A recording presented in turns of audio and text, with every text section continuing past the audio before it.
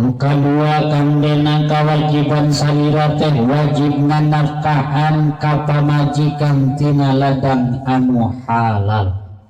Tong wani-wani salira ngasukeun duit 1000 tina ladang haram kana beuteung pamajikan. Sabab tina duit anu haram kana beuteung pamajikan jadi darah jadi daging, maka pamajikan teh bakal gampang ngalawan kasalaki, bakal hese ibadah ka Allah, lain salah pamajikan bongan urang mere harta tina ladang haram. Catat urang batu susun tong wani-wani mere sangu sacomo tina ladang haram kanu jadi pamajikan.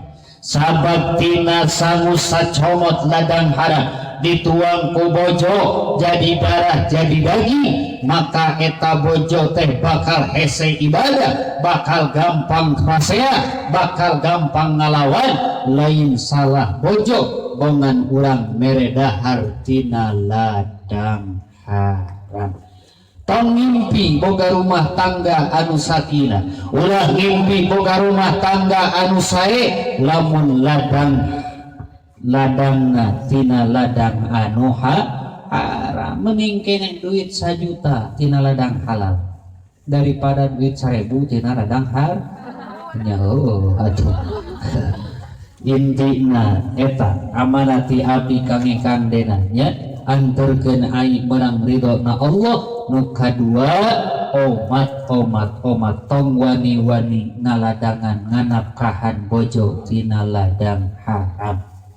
Kartos kajun keneh kalaparan daripada kudu dahar jeung nu haram.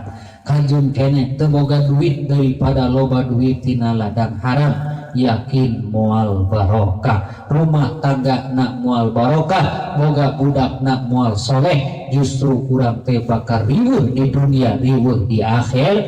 Na'udzubillahi min dzalik. Kartos,